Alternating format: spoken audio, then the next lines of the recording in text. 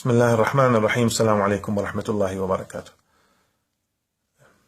تعليق اتحاد القوى لعضويتهم في مجلسي الوزراء والنواب لا شك راح يدفع البعض إلى اتخاذ بعض المواقف. أنا أدعو جميع العراقيين سنة وشيعة إلى عدم الانجرار وراء هذه اللعبة. ببساطة الموضوع ما شافوهم من باقوا، شافوهم نتقاسموا. ذولا الناس كانوا يبوقون كلهم سنة وشيعة وكراد، كانوا يبوقون بالنفط واردات العراق. هسه قلت الواردات، ضعفت الإمكانيات، فتعرف ما عندهم شيء يستعملوا الآن. اختلفوا على القلة القليلة الباقية من موارد الدولة، فبدأت تظهر الخلافات. ولا في جوهر الموضوع ترى ماكو خلاف حقيقي. شو يسوون؟ ذولا ينسحبون منا حتى يثيرون الشارع السني. ذولا الحرامية الشيعة أيضا شو يقولون؟ هذا ضد الحكم الشيعي، هذا ما إلى ذلك، هذا الغرض من عنده تأليب السنة علينا، حتى كل واحد يثير ناخبيه وجماعته. البعض للأسف ينقاد ويا هذا الانقياد. أنا أقول الآتي: لا نصير وقود لذول السراق من الطرفين، ثلاث أطراف، الإكراد والسنة والشيعة الحاكمين، كلهم سراق ويستعملوكم كوقود لمعاركهم. 100 مرة تعاركوا، 100 مرة شاتموا ورجعوا هم نفسهم تحاصصوا، وكل واحد أخذ خصته وكلها قاعد راضية. كل اللي صار أنه قلت الموارد، ومن تقل الموارد الحرامية يختلفون. هذا أمر طبيعي جدا. لكن أنا أوجه للجمهور الشيعي على وجه الخصوص: شوفوا ممثليكم في مجلسي النواب والوزراء. من راد العراق في ظل هذه الأزمة الاقتصادية يستضيف اجتماع الدول الأعضاء منظمة التعاون الإسلامي اللي هم في الغالب مسلمين سنة. الجماعة انسحبوا هسه حتى يوجهون رسالة للعالم: ترى احنا مظلومين، احنا ما إلى ذلك. ممثليكم تواطئوا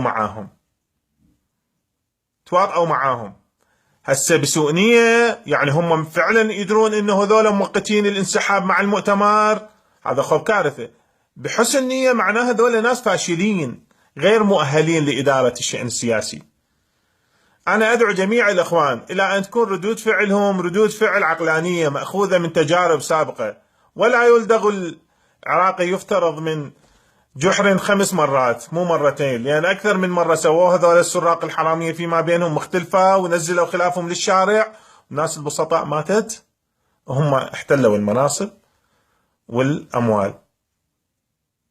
أكو تغيير وزاري مقبل، ذولا خايفين على مناصبهم ما إلى ذلك. الفلوس قلت إخوان، أهم شيء الفلوس قلت.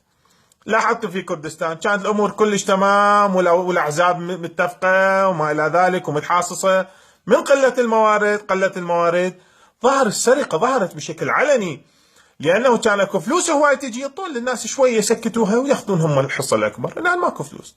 أنا أدعوكم لا تنجرون وراهم، ترى ذول الناس ما يستحقون، صدقوني، تحجون بحقهم كلمة. ذول ناس أقل ما يقال عنهم سراق، يستغلوكم دائما وأنتم حطب لنار شراهتهم وبؤسهم ورذالتهم. ذولا أرذل، صدقوني، ذولا أرذل من أنه تندفعون تجاههم أو تعتبرون هاي القضية خلاف سني شيعي. هاي القضية خلاف مصالح أخوان. نفس ذولا الناس اللي يتعاركون الآن باشر يقعدون مع بعض. هسه واحد يقول لي مو هاي سياسة، والسياسة فن الممكن. لا، في كل العالم هناك صراع سياسي، هناك تنافس سياسي، لكن ماكو دناءة مثل الموجودة بالعراق أبدا. العالم ما شهد دناءة مثل هذه الطبقة السياسية الحاكمة، طبقة دنيئة بدرجة تفوق التصور والتخيل.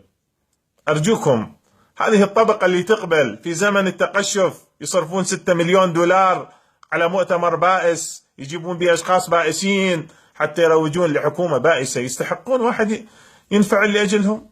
أرجوكم لا تنفعلون. ترى الأرواح المسكينة هي اللي تروح. ذولا ما يصير لهم شيء، صدقون، لا هم ولا عوائلهم ولا أحزابهم. أرجوكم لا تنجرون.